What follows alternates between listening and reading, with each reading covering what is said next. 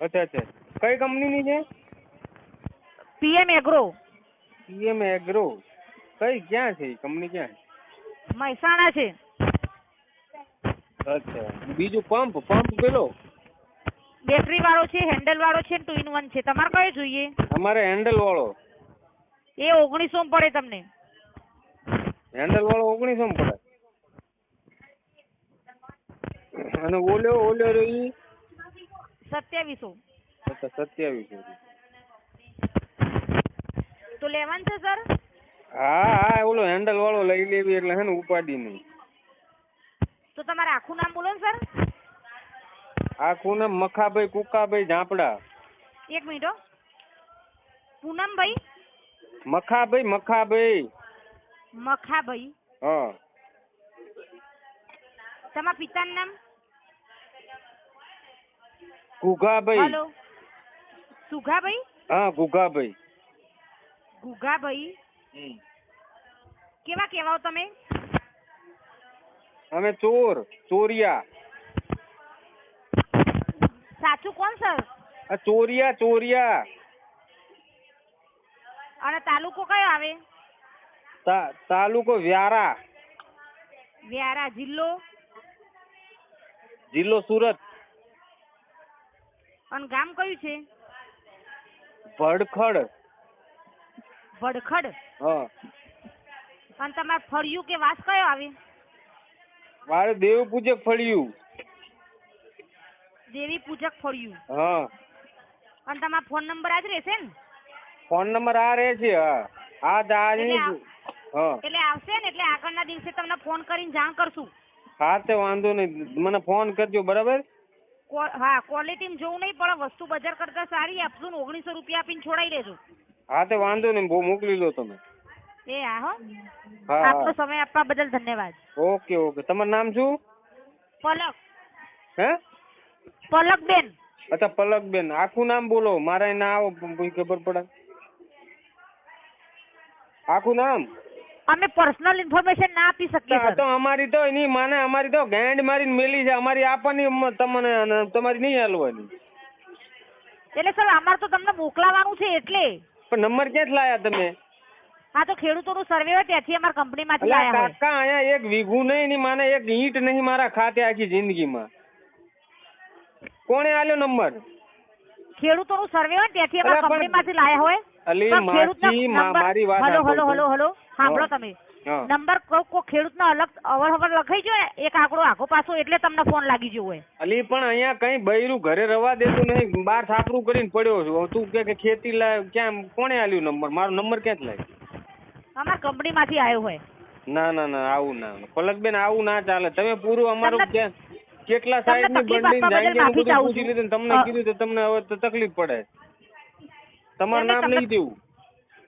તમારે પંપ લેવો ના હોય ને તો વાંધો નહીં, તમને તકલીફ આપવા બદલ માફી ચાહું છું. હવે પછી ફોન નહીં આવો. નહીં, ફોન માં પછી તમે અહીંયા પાર્સલ આવ્યું ને એમાં બોમ્બ ફિટ કરીને મોકલી દીધો, મારા તો પતી જાય ને બધું. મારે તો જિંદગી જાન થઈ જાય ને પછી. પણ પેલા પૈસા આપવાના નથી ને સર, વસ્તુ જ્યારે મળે પછી પૈસા શું કરવાના? પછી શું કરવાના પૈસા? બોમ્બ નીકળ્યો ફટ દઈને એમ નહીં. અમારે શું કરવા કોઈને મારવા પડે?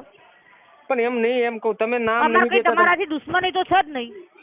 મતલબ હું તમારું નામ મને આપશો તો હું તમને હું ત્યાં હું તમારા પપ્પાને એમ કહીશ કે ભાઈ પલકની હગાઈ મારી જોડે કરી દો, એમ કહેવાનું? ના સર એવું નથી. તો પછી તમારે મેડમ આવું ના કરાય ને યાર. મારું આખું સરનામું મારું આખું બધું તમે લઈ લીધું, ખેતીવાડી ને આ બધું પૂછી લીધું. તમારો અવાજ આટલો મસ્ત છે, તમે મારું દિલ તોડ નાખ્યું યાર. મેં તમારું પૂછ્યું, તમારું સામેથી પૂછ્યું, તમે એમ કહો આવું ના પૂછો, આવું ના કહેશો. મતલબ અમે પાગલ છીએ, અમને તમે અમે દિલો જાન થી બધું કહી દઈએ ને તમને પૂછીએ.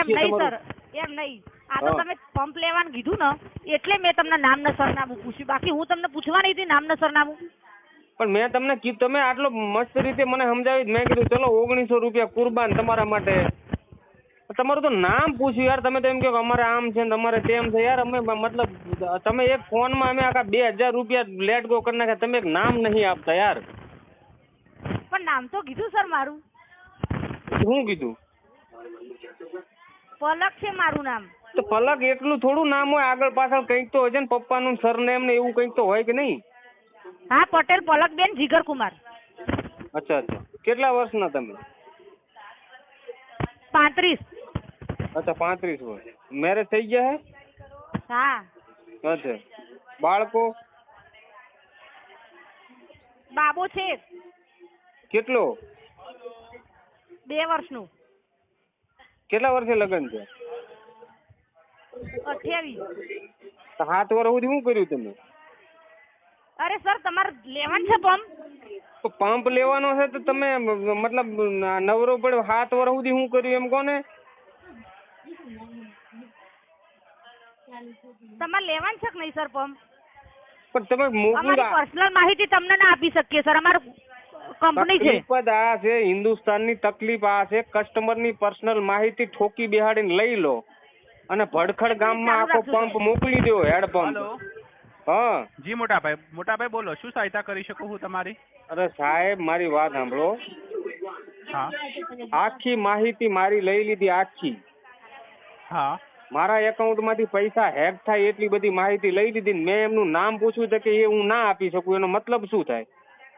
અરે ના સર, એવું ના હોય. જુઓ બરોબર, અમારી કંપની છે ને ખેડૂતોને લગતી છે, એટલે ખેતીવાડીને કામ કરે. જેમ કે તમારે અમે ખેડૂત એમ નહીં સર, મારી વાત સાંભળો. અમે તમને નામ સરનામ એટલા માટે પૂછ્યું કે તમારે જો પંપ લેવો હોય ને તો તમારે એ સરનામે તમને મળી રહે.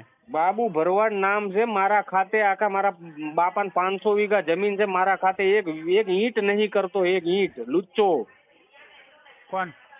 મારો બાપ.